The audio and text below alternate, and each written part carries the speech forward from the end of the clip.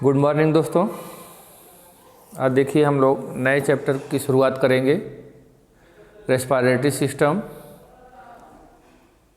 हम लोगों में रेस्पिरेटरी सिस्टम, ब्रीदिंग कैसी होती है, इसकी क्या प्रोसेस है, इन सभी टॉपिक्स पर डिस्कस करेंगे। सबसे पहले हम ये देखें कि रेस्पिरेशन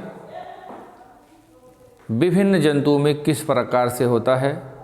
इनवर्टिब्रेट से लेकर के वर्टिब्रेट्स, इनमें भी रेस्पिरेटरी ऑर्गन्स कौन कौन से पाए जाते हैं, इसको हम सामान्य रूप से देख लेते हैं। फिर इसके बाद हम लोग ह्यूमन बीइंग पर डिस्कस करेंगे। तो यहाँ पर हम शुरू कर रहे हैं रेस्पिरेटरी सिस्टम। रेस्पिरेटरी सिस्टम की बात करेंगे तो रेस्पिरेटरी सिस्टम में क्या होता है, गैसियस एक्सचेंज होता है। मेन रूप से हम लोग जिन गैसों का एक्सचेंज करते हैं वह एटमॉस्फेयर की ऑक्सीजन को ब्लड में या बॉडी के अंदर तथा बॉडी के अंदर से या ब्लड से कार्बन डाइऑक्साइड को एटमॉस्फेयर में एक्सचेंज करते हैं। ये रेस्पिरेटरी सिस्टम के अंतर्गत होता है। अब इस रेस्पिरेशन के अंतर्गत हम ये देख रहे हैं कि गैसियस एक्सचेंज करने के लिए हमारी बॉडी में, एनिमल्स की बॉडी में कौन कौन से ऑर्गन्स पाए जा रहे हैं। ठीक है, अब हमको ये देखना है, जैसे फॉर एग्जाम्पल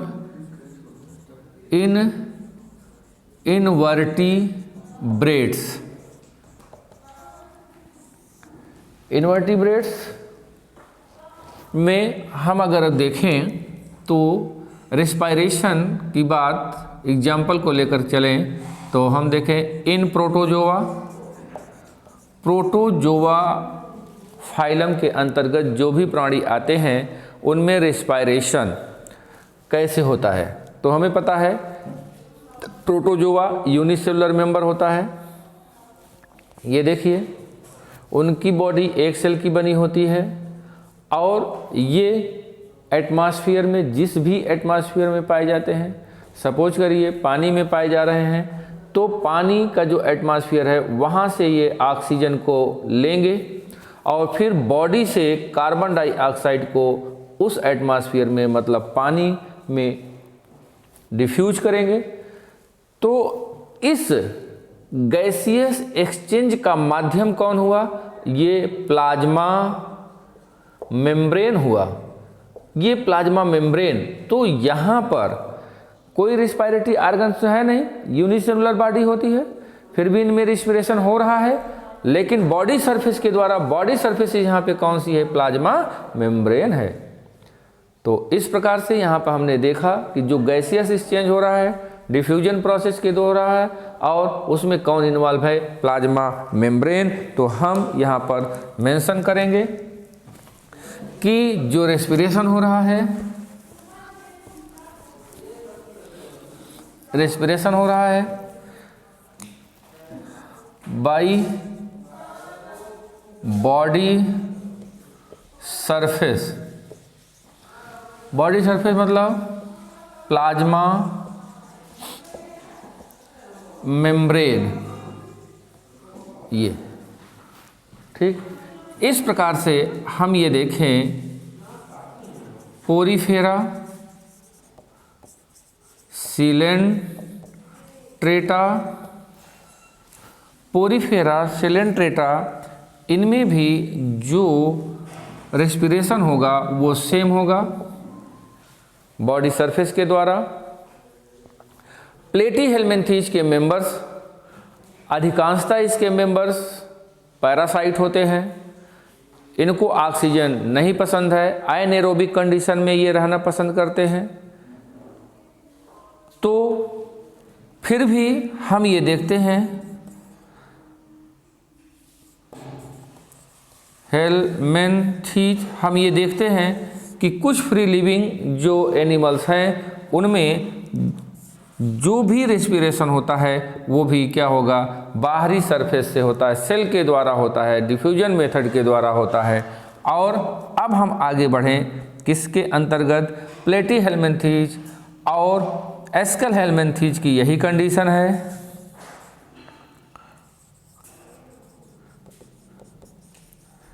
याद रखिएगा कि इनमें रेस्पिरेशन की कंडीशन नहीं होती है, ये मेनली क्या होते हैं, अनएरोबिक होते हैं, लेकिन जो फ्री लिविंग होते हैं उनमें बॉडी सरफेस के द्वारा होगा। तो ये बात हम लोग जानते रहें।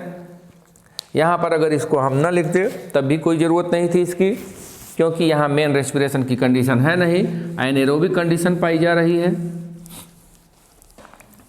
अब आगे देखें, एनीलिडा, ये देखिए एनीलिडा, इनके बॉडी सरफेस से इनकी भी होती है, लेकिन इनकी बॉडी में क्या पाई जाती है, यहाँ पर मॉयस्ट क्यूटिकल, मॉयस्ट क्यूटिकल या स्किन कह दीजिए, इसके थ्रू यहाँ पर रेस्पिरेशन होता है, गैसियस एक्सचेंज किया जाता है। यहाँ पर रेस्पिरेटरी आर्गन का डेवलपमेंट नहीं है, तो किसके थ्रू हो रहा है, मॉयस्ट क्यूटिकल के द्वारा हो रहा है। अब हम लोग आर्थ्रोपोडा की बात करें।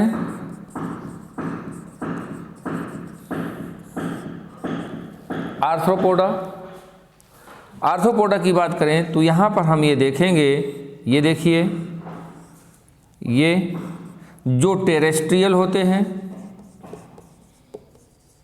जो स्थलीय होते हैं, उनमें एक प्रकार का सिस्टम पाया जाता है, एक प्रकार की ट्यूबुलर नलिकाएं पाई जाती हैं जो कि रेस्पिरेशन में इन्वॉल्व होती हैं, जिनको हम कहते हैं ट्रैकिया।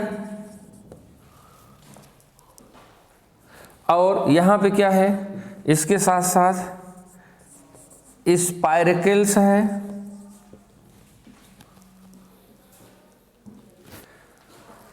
आर्थ्रोपोडा के मेंबर्स कुछ एक्वेटिक होते हैं।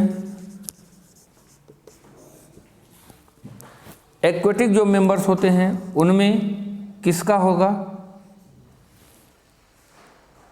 उनमें गिल्स पाए जाएंगे, गिल्स के द्वारा होगा। कुछ होते हैं बुकलंग्स पाए जाते हैं। स्कॉर्पियन को आप देखिएगा वो कैसा होता है, टेरेस्ट्रियल, उसमें बुकलंग पाया जाता है, ठीक है। लेकिन कुछ एक्वेटिक भी हैं जिनमें बुकलंग पाए जाते हैं, तो आप इससे कंफ्यूज मत होइएगा। गिल्स और बुकलंग्स हैं। और यहाँ पे क्या है, ट्रैकिया है। ट्रैकिया में छोटे छोटे ये बाहर की ओर छिद्र खुल रहे हैं जिनको हम स्पाइरकल्स कहते हैं। यहाँ पर अगर एग्जाम्पल की बात करेंगे तो आप क्या हो जाएगा, कॉकरोच,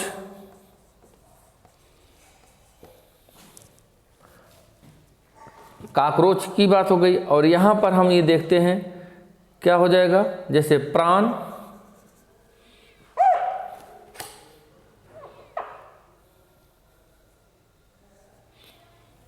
प्राण हो गया।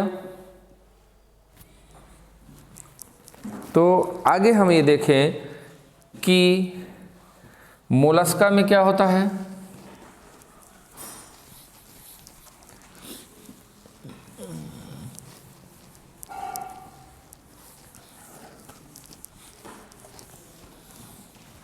चलिए, मोलस्का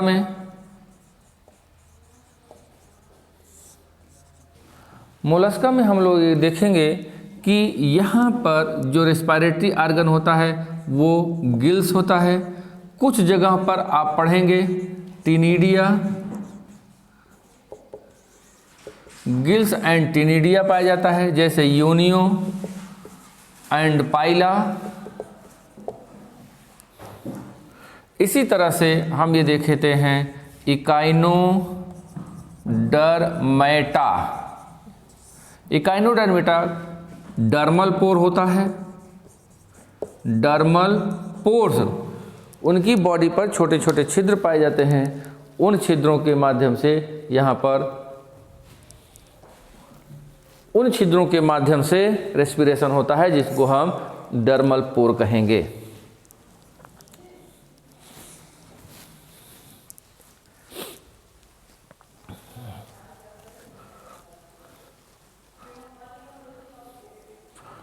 चलिए अब हम वर्टिब्रेट्स में देखें।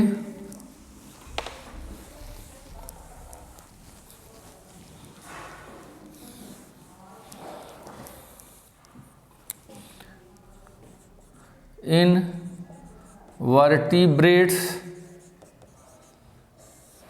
में हम देखें तो यहाँ पे हो जाएगा जैसे फिश में हमें आपको मालूम है कि गिल्स होता है,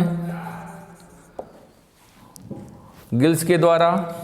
यहाँ पर एम्फीबिया में देखें, एम्फीबिया में हम देखेंगे लार्वा पानी में पाया जाता है, तो इसमें क्या पाए जाते हैं, गिल्स के द्वारा होगा। और जो एडल्ट होता है, एडल्ट जैसे फ्रॉग है, अब इसमें क्या होगा, यहाँ पर मॉइस्ट स्किन पाई जाती है, और क्या होगा, लंग्स पाया जाता है, और बक्कल कैविटी के द्वारा भी कुछ यहाँ पर रेस्पायरेशन किया जाता है। तो हम ये देख रहे हैं एम्फीबिया में जो रेस्पायरेटरी आर्गन के रूप में है, यहाँ पे लार्वा है, तो लार्वा में गिल्स है, और एडल्ट में हम देख रहे हैं त्वचा के द्वारा भी ये कर रहा है, लंग्स इसमें पाया जाता है, और फिर बक्कल कैविटी के द्वारा भी यहाँ पर गैसियस एक्सचेंज किया जाता है। ओके, फिर हम देखें यहाँ पर कॉमन बात करेंगे, reptiles, aves, birds and mammals. ये जो तीनों हैं, इन तीनों में रेस्पायरेटरी आर्गन क्या होता है, लंग्स पाया जाता है। तो हम ये कॉमन सी बात कर रहे थे,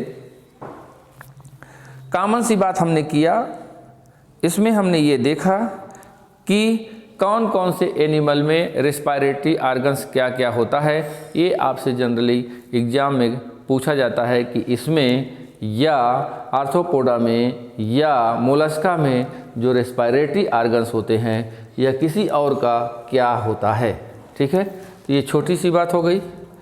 अब हम लोग डिस्कस करेंगे ह्यूमन बीइंग जो हमको पढ़ना है।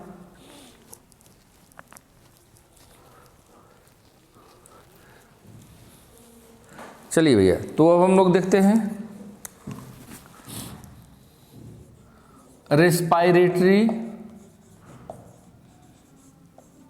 आर्गन्स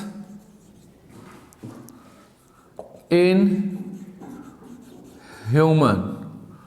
ये देखें, हम ये देखें कि हमारे में रेस्पायरेटरी आर्गन के रूप में कौन कौन सम्मिलित है। जैसे नोज हो गया, दूसरा नेजोफायरिंग्स, नेजोफायरिंग्स हो गया, तीसरा विंड पाइप हो गया, और भी इसमें सम्मिलित हैं। चौथा लैरिंग्स हो गया, पांचवा ट्रैकिया हो गया, और छठा हम आप ये देखेंगे मेन रेस्पायरेटरी आर्गन लंग्स। ठीक है, तो अगर हम ध्यान से देखें समझें तो यहाँ से यहाँ तक हम ये देखेंगे, यहाँ से यहाँ तक ये जो रेस्पायरेटरी आर्गन हैं ये केवल एयर को ले जाने का काम कर रहे हैं। फेफड़े में भी बहुत से ऐसी ब्रांचेज हैं जैसे ब्रंकाई, ब्रैंक्यूल्स, ये ब्रांचेज जो हैं ये भी एयर कंडक्शन का काम करती हैं। लेकिन alveoli, alveolar ducts, atria, alveoli sac जो होती है वो गैसियस एक्सचेंज में इन्वॉल्व होती है। अर्थात लंग्स का मेन रोल है गैसियस एक्सचेंज। यहाँ पर हम ये जितने देख रहे हैं इनका ये काम है एयर का कंडक्शन करना, एयर का वेंटिलेशन करना इन स्थानों पर किया जाता है। ओके, चलिए ठीक है। अब हम एक एक को देखें, नोज को देखें। नोज से संबंधित कुछ इंपॉर्टेंट चीजें हैं।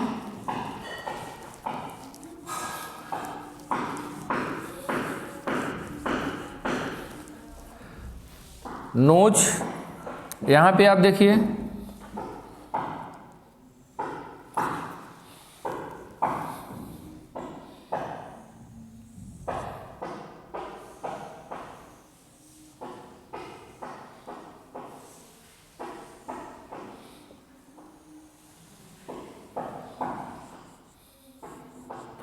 ये सपोज करिए नोज का स्ट्रक्चर है। यहाँ पर ये आगे हमारे नोज में एक जोड़ी छिद्र है। इस एक जोड़ी छिद्र को हम क्या कहते हैं? नॉस्ट्रिल। इसी के माध्यम से एयर अंदर की ओर जाएगी। यहाँ पर आप देख रहे हैं, इसको हम वेस्टिब्यूल कहेंगे। और ये जो यहाँ से यहाँ तक का पार्ट है इसको हम कहते हैं नेजल पैसेज। ये देखिए, ये नेजल पैसेज हो गया। और ये इंटरनल नेजल पोर हो गया। ये देखिए, नेजल पैसेज पीछे की ओर इंटरनल नेजल पोर के माध्यम से जाकर के ओपन होती है। ओके, तो यहाँ पर आप ये देखें, नॉस्ट्रिल का रोल क्या होता है कि एटमॉस्फेरिक एयर अंदर की ओर जाएगी। फिर अंदर की ओर जा रही है, इस एयर में बहुत सी इम्प्योरिटी है, डस्ट है, बैक्टीरिया है, एंटीजेंस हैं, कुछ भी यहाँ पर हो सकते हैं। और अब जब ये वेस्टिब्यूल में पहुँचता है, इस रीजन में पहुँचता है, तो वेस्टिब्यूल में हम देखें क्या होता है। वेस्टिब्यूल में क्या पाए जाते हैं? हेयर्स पाए जाते हैं। वेस्टिब्यूल की जो दीवार होती है किसकी बनी होती है? इपीथीलियल लेयर की बनी होती है। और इस इपीथीलियल लेयर में क्या पाया जाता है? गॉबलेट सेल्स पाए जा रहे हैं, म्यूकस सेल्स पाए जा रहे हैं मतलब। और यहाँ पर हम ये देखेंगे कि सिबेशियस ग्लैंड भी पाई जा रही है। ये सब उपस्थित होते हैं। गॉबलेट सेल या म्यूकस सेल जो यहाँ पे पाई जा रही है, इस गॉबलेट या म्यूकस सेल का काम क्या होता है? लुब्रिकेटेड सबस्टेंस को रिलीज करते हैं। और जब लुब्रिकेटेड सबस्टेंस यहाँ पे पाया जाएगा तो इस एयर में जो इम्प्योरिटी रहेगी वो जाकर के यहीं पर रुक जाएगा, फंस जाएगा, जिससे कि आगे की ओर शुद्ध एयर पहुँचती है। ठीक है, तो हेयर का काम, गॉबलेट सेल का काम, वेस्टिब्यूल का काम आपने देख लिया। अब हम आगे बात करें नेजल पैसेज की।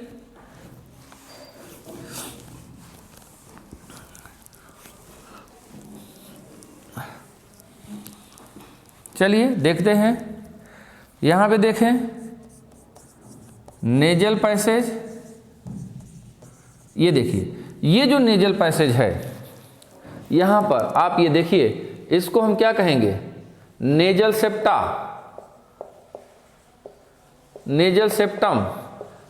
इस नेजल पैसेज को, दो पैसेज है, एक दो नेजल पैसेज कहां से आए? नेजल सेप्टा के कारण आए। क्यों? नेजल सेप्टम ने इसको दोनों को डिवाइड किया। और ये जो नेजल सेप्टम होता है किसका बना होता है? याद रखिएगा, कार्टिलेज का बना होता है। ओके, तो हम नेजल पैसेज को देखें कि ये पूरा का पूरा जो नेजल पैसेज है, यह नेजल पैसेज 4 प्रकार के बोन से मिलकर के बना हुआ है। कौन कौन से बोन हैं? Bomber, ethmoid, maxilla and palatine. तो इस रीजन में 4 प्रकार की बोन्स हैं। ये बोन्स मिलकर के नेजल पैसेज का फॉर्मेशन कर रही हैं। यहाँ पर ये नेजल पैसेज बना रही हैं। आपको लिखना होगा, नोट करना होगा कि किसका फॉर्मेशन कर रही है, नेजल पैसेज। और यहाँ पर एक चीज़ और देखिए, जो ये एथमॉइड बोन है, इस एथमॉइड बोन पर मेम्ब्रेन पाई जाती है, मेम्ब्रेन चढ़ी होती है, एपिथेलियल मेम्ब्रेन चढ़ी होती है, और इसलिए ये इस तरह से फोल्डेड हो जाती है। फोल्डेड हो करके अब इसको हम क्या कहते हैं, मिट्टी कहते हैं। एथमॉइड बोन किसका फॉर्मेशन कर रही है, मिट्टी का फॉर्मेशन कर रही है। कैसे, फोल्ड होकर के कर रही है मिट्टी, या हम इसको कांकी कहते हैं, कांकी कहते हैं।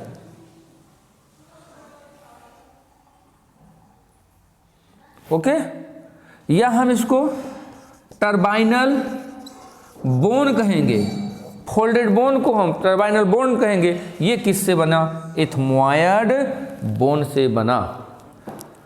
तो फोल्डेड एथमॉइड बोन, याद रखिए, फोल्डेड एथमॉइड बोन को हम मिट्टी, कांकी या टर्मिनल बोन कहेंगे, जो कि कहाँ पे पाया जाएगा, नेजल पैसेज में पाया जाएगा। इस बात को आप याद रखिएगा।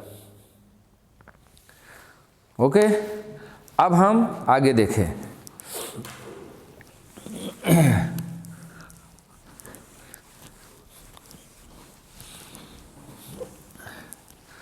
देखिए यहाँ पे इस नेजल पैसेज को अगर हम देखें, यहाँ पर देख रहे हैं नेजल पैसेज का ये वेस्टिब्यूल की तरफ का जो भाग होगा उसको हम एंटीरियर पार्ट कहेंगे, और पीछे का जो भाग होगा उसको हम रेस्पिरेटरी पार्ट कहेंगे।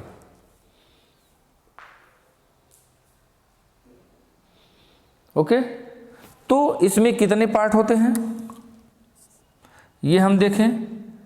एक क्या हो गया, ऑल्फैक्टरी पार्ट हो गया। दूसरा क्या होगा, रेस्पायरेटरी पार्ट हो गया। ऑल्फैक्टरी पार्ट, यहाँ पर जरा देखिए, ये ऑल्फैक्टरी का मतलब गंध का ज्ञान कराएगा। ये किसके लिए होगा, फॉर स्मेल। ये एंटीरियर पार्ट हो गया। और यह भाग, इस भाग में हम ये देखेंगे कि जो नेजल पैसेज का सुपीरियर रीजन होता है, सुपीरियर पार्ट में सिनिडेरियन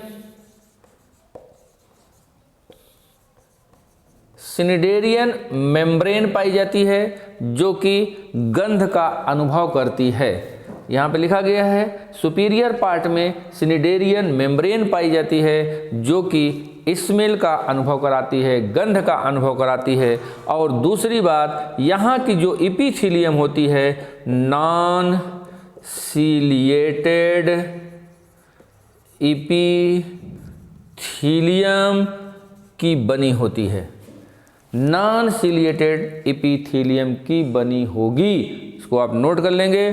फिर यहाँ पर हम ये देखते हैं रेस्पिरेटरी पार्ट कौन बना रहा है। सुपीरियर पार्ट किसमें इन्वॉल्व हो गया, नेजल पैसेज का, ऑल्फैक्टरी में। तो यहाँ पर कौन सा भाग हो जाएगा, मिडिल एंड इनफीरियर, नीचे का भाग, इनर पार्ट, इन्फीरियर पार्ट किसमें इन्वॉल्व है, रेस्पिरेटरी या श्वसन पार्ट में इन्वॉल्व है। और यहाँ की जो एपिथेलियल लेयर होती है वह सीलिएटेड होती है।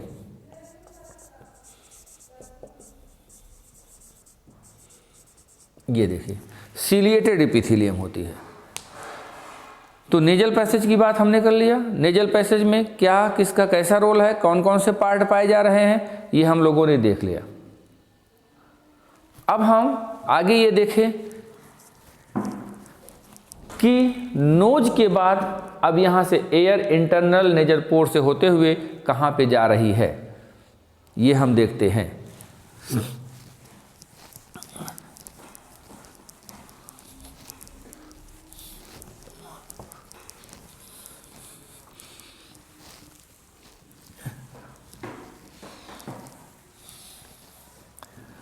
चलिए अब हम ये देखें कि नोज से कहाँ पे नेजोफायरिंग्स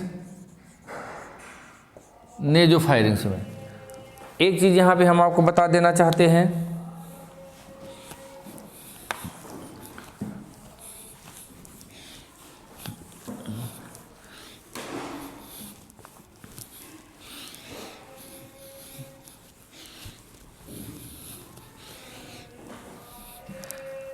यहाँ पे देखिए जो फायरिंग्स होता है,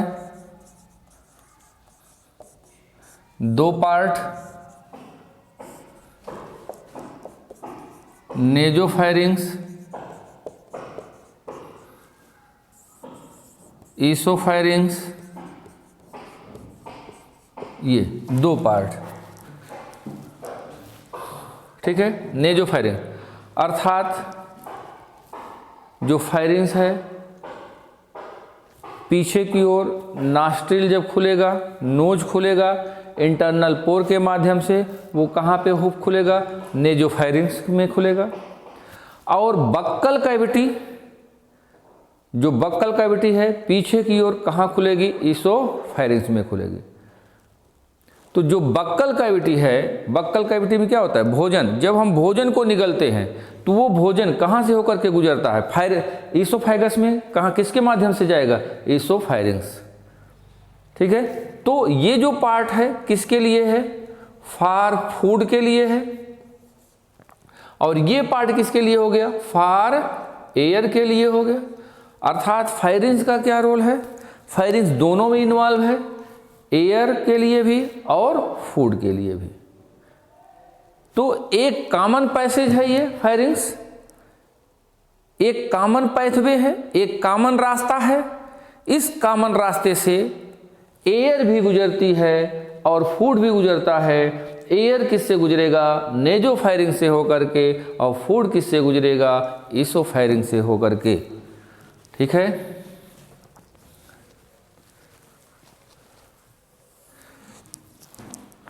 अब हम आगे बात करें,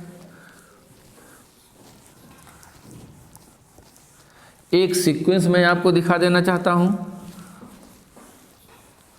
क्रम, नोज, नेजोफायरिंग्स,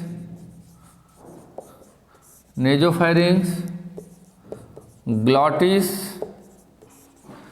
यहाँ पर विंड पाइप से लैरिंग्स से ट्रैकिया से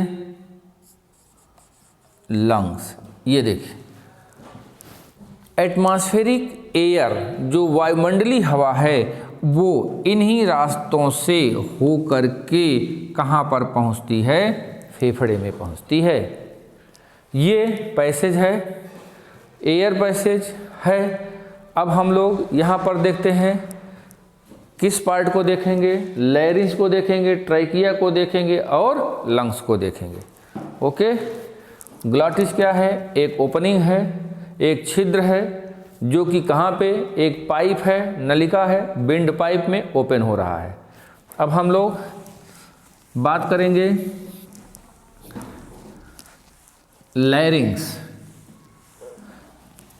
चलिए लैरिंग्स देखते हैं।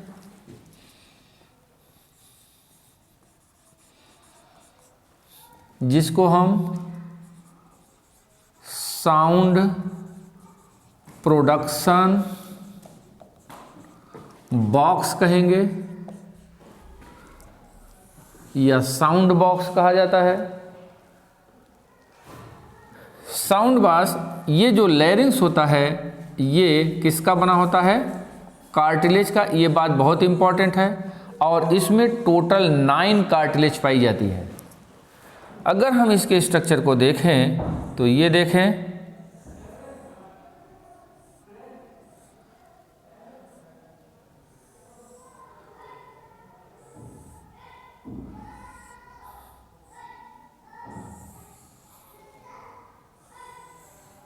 ये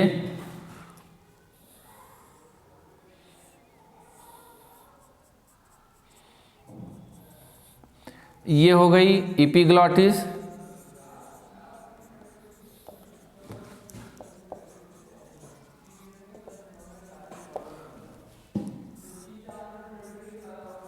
थायराइड लिगामेंट,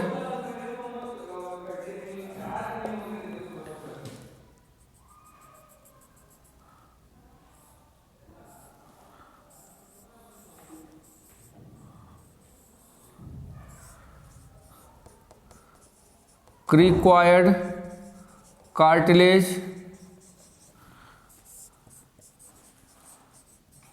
थायरॉयड कार्टिलेज, ये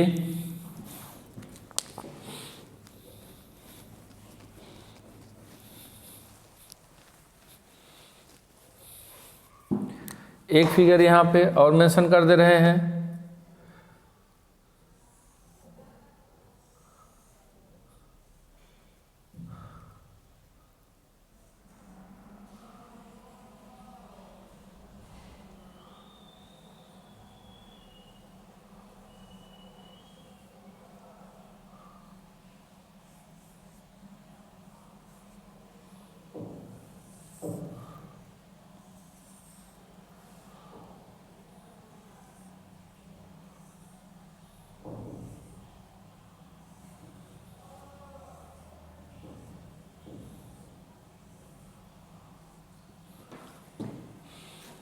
ये इसको हम यहाँ पर, ये हो गई एपिग्लॉटिस, इसको हम कहेंगे फाल्स वोकल कार्ड और इसको कहेंगे ट्रू वोकल कार्ड। इसको हम कहेंगे कार्निकुलेट कार्टिलेज, इसे कहेंगे क्यूनिफॉर्म कार्टिलेज और इसे कहेंगे एरिटिनॉयड कार्टिलेज। तो यहाँ पर हम ये देखते हैं, ये दोनों जो फिगर दिखाया गया है ये साउंड बॉक्स का फिगर है। इस साउंड बॉक्स में इस तरह से यहाँ पे कार्टिलेज पाए जाते हैं। तो हम ये देखें कि एपिग्लॉटिस, थायरॉयड कार्टिलेज और क्रिक्वायर्ड कार्टिलेज, ये यहाँ पर 3 प्रकार की कार्टिलेज यहाँ पर दिखाई गई है। 3 प्रकार की कार्टिलेज यहाँ भी दिखाई दी गई है, कार्निकुलेट, क्यूनिफॉर्म और एरिटिनॉयड, ये 3 प्रकार। तो ये सब कार्टिलेज, टोटल कार्टिलेज की संख्या कितनी हो जाती है? 9। कैसे 9 होगी? ये देखिए, एपिग्लॉटिस की संख्या 1 होती है, थायरॉयड कार्टिलेज की संख्या 1 होती है, क्रिक्वायर्ड कार्टिलेज की संख्या 1 होती है। ये देख लीजिए आप। फिर इसके बाद आप क्या देखेंगे, ये कार्निकुलेट की संख्या 2 होती है, क्यूनिफॉर्म की संख्या 2 होती है, एरिटिनॉयड की संख्या 2 होती है। तो आपसे ये पूछा जाता है कि साउंड बॉक्स में या लैरिंग्स में कौन सी कार्टिलेज अनपेयर्ड होती है, या इस तरह से क्वेश्चन पूछा जाएगा, या क्वेश्चन ये पूछा जाता है कि कौन सी कार्टिलेज पेयर्ड होती है। यहाँ पर हम ये देखें तो ये देखेंगे अनपेयर्ड में सबसे लार्जेस्ट कार्टिलेज थायरॉयड कार्टिलेज होती है, सी शेप्ड होती है। इस तरह से अगर हम यहाँ पर देखें, पेयर्ड कार्टिलेज में सबसे बड़ी कार्टिलेज कौन होती है? एरिटिनॉयड होती है, ये लार्जेस्ट होगी। ये कैसी होगी? लार्जेस्ट। और यहाँ पर ये कैसी होगी? लार्जेस्ट होगी। ये कैसी होगी? सी शेप्ड होगी, ये सी शेप्ड होती है। ये सब इम्पॉर्टेंट चीज़ें हैं, ये आप मेंशन कर लेंगे। अगर हम इनको अलग अलग से देखें तो थोड़ा सा यहाँ पे हम मिटाएंगे।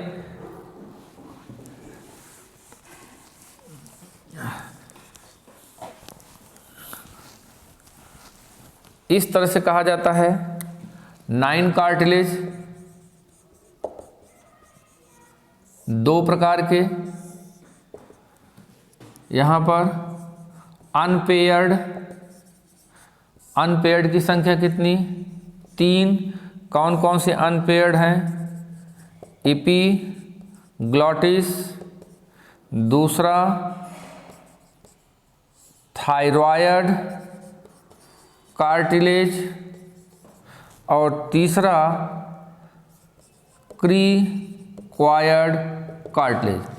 ये अनपेयर्ड होते हैं, अर्थात इसकी संख्या केवल 1, इसकी संख्या केवल 1, इसकी संख्या केवल 1 होती है। इस प्रकार से ये 3 कार्टिलेज हो गए। अब हमें किसको देखना है? यहाँ पर हम ये देखें, यहाँ पे क्या होंगे? पेयर्ड कार्टिलेज होंगे। तो पेयर्ड कार्टिलेज को देख लेते हैं, इसको आप मेंशन कर लीजिएगा। पेयर कार्टिलेज की संख्या अगर हम देखें तो यहाँ पे कौन कौन सी है? ये देखें, एरिटिनॉयड, ये 1 पेयर, इनकी संख्या कितनी होगी? 2 पेयर में है तो 2 न लिखिए, कन्फ्यूजन हो जाएगा, 1 पेयर ही लिखा जाए। 1 पेयर, इसका शेप कैसा होता है? पिरामिडल। और क्या होता है? ये लार्जेस्ट है। दूसरा कौन हो जाएगा? कार्निकुलेट। ये देखिए, ये कैसा होता है? Horn shaped. इसकी संख्या कितनी है? ये भी है 1 पेयर। फिर तीसरा क्या हो जाएगा? क्यूनिफॉर्म। ये देखिए, ये जो क्यूनिफॉर्म है ये कितना है? 1 पेयर। और ये कैसा है? Wedge shaped. ये तो हम ये देखते हैं कि ये तीनों जो कार्टिलेज है ये किस प्रकार की कार्टिलेज है? पेयर्ड कार्टिलेज है, जिससे साउंड बॉक्स का फॉर्मेशन हुआ है। अब हम यहां पर देखें false vocal cord, true vocal cord. False vocal cord, true vocal cord. False vocal cord का यहां पर रोल ये होता है कि ये जो ट्रू ओकल कार्ड की लिगामेंट है उस लिगामेंट को प्रोटेक्शन प्रोवाइड करता है जब साउंड प्रोडक्शन होता है। तो इसका साउंड के प्रोडक्शन में कोई रोल नहीं होता है, सिर्फ प्रोटेक्शन में इसका रोल होता है, इसलिए इसको फॉल्स ओकल कार्ड कहते हैं। यहाँ पर ट्रू ओकल कार्ड का रोल साउंड प्रोडक्शन में होता है। ठीक है। और हम ये देख रहे हैं कि जो एरिटिनॉयड है, कार्निकुलेटेड है, यहाँ पर ये ग्लाटिस छिद्र होता है। इस ग्लाटिस छिद्र को भी ये नियंत्रित करते हैं, यहाँ से कितनी एयर जा रही है, कितनी हवा जा रही है, साउंड का प्रोडक्शन कैसे हो रहा है, ये इस चीज़ का यहाँ पर एरिटिनॉयड और कार्निकुलेट ग्लाटिस की ओपनिंग को नियंत्रित करके करते हैं। साउंड का प्रोडक्शन कैसे होगा ये आप जानिए। जब हमारे फेफड़े से हवा बाहर आती है, याद रखिएगा, जब फेफड़े से हवा बाहर की ओर आएगी तब जो ट्रू कार्ड्स होता है उसके लिगामेंट में वाइब्रेशन होता है। जब वाइब्रेशन होगा तो उस समय साउंड का प्रोडक्शन होता है। ओके, तो साउंड प्रोडक्शन आपने देख लिया, साउंड प्रोडक्शन क्या होता है। अब आप ये देखिए, साउंड प्रोडक्शन में एक चीज जो होती है हाई पिच और लो पिच। हाई पिच जो पिच होती है, आवाज होती है, आवाज की जो तीव्रता होती है उसको हम पिच कहते हैं। अब हाई किसकी होती है और लो किसकी होती है ये देखना है।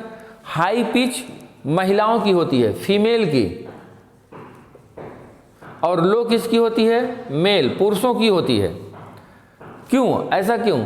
यहाँ पर जो वोकल कार्ड है, वोकल कार्ड ये कैसा होता है, थिन होता है, इसका ज़्यादा डेवलपमेंट यहाँ पर नहीं होता है, और इसलिए जो यहाँ से ध्वनि निकलती है बहुत तीव्र होती है, तीखी होती है।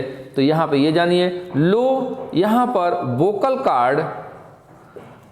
कार्ड डेवलप होकर के, ज़्यादा डेवलप होकर के कैसा हो जाता है, थिक हो जाता है। इसलिए जो पिच होती है वह स्लो होती है, धीमी होती है।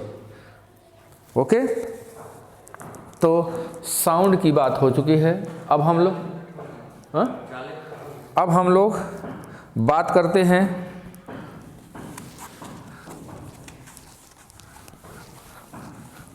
ट्रैकिया की।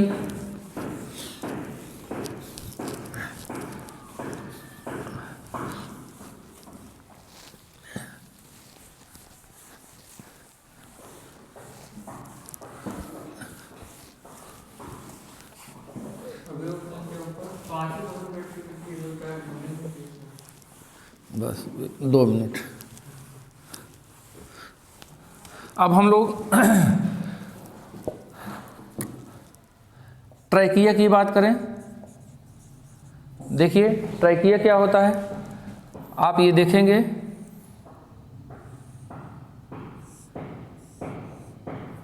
ये ट्रैकिया है। एक छोटी सी जो पाइप देख रहे हैं यहाँ पर, ये ट्रैकिया है। और यही ट्रैकिया विभाजित होकर के फेफड़े में पहुँचती है, जिसको हम ब्रोंकस कहते हैं या ब्रोंकाई कहेंगे। ये ब्रोंकाई के रूप में फेफड़े में पहुँच जाएगी। तो यहाँ से यहाँ तक का जो पार्ट है उसको हम क्या कहेंगे, ट्रैकिया कहेंगे। और इस ट्रैकिया पर हम ये देख रहे हैं कि ये पाया जाता है कार्टिलेज रिंग, सी शेप्ड ये। और यहीं पर हमने आपको बताया था कि जो इसी के पास क्या होगा, ये साउंड बॉक्स है, लैरिंग्स। तो ट्रैकिया हमें आपने देखा, ट्रैकिया क्या है, एक पाइप है। इस पाइप की दीवार में कार्टिलेज रिंग पाई जाती है। वो कंप्लीट नहीं होती, इनकम्प्लीट होती है, याद रखिएगा। इसलिए इसका आकार कैसा होता है, सी शेप्ड होता है। पूरी इस तरह से रिंग नहीं होती है, राउंडेड नहीं होती है, ये इनकम्प्लीट होती है। ये देखिए, ये सी आकार का बन गया। और ये कार्टिलेज रिंग का काम ये होता है कि इस ट्रैकिया को जहाँ भी ये पाया जाएगा, इस डक्ट को पिचकने, मतलब सिकुड़ने, चिपकने से ये सुरक्षा प्रदान करता है। अगर ये चिपक जाएगी तो फिर हवा अंदर की ओर नहीं जाएगी और अंदर की हवा बाहर की ओर नहीं जाएगी और वहाँ पर प्रॉब्लम क्रिएट हो जाएगा। तो ये ट्रैकिया में बस इतनी सी बात। अब हम लोग बात करेंगे किसकी, लंग्स, जो कि वेरी इंपॉर्टेंट। ओके, ठीक है, नेक्स्ट टर्न पे। Thank you.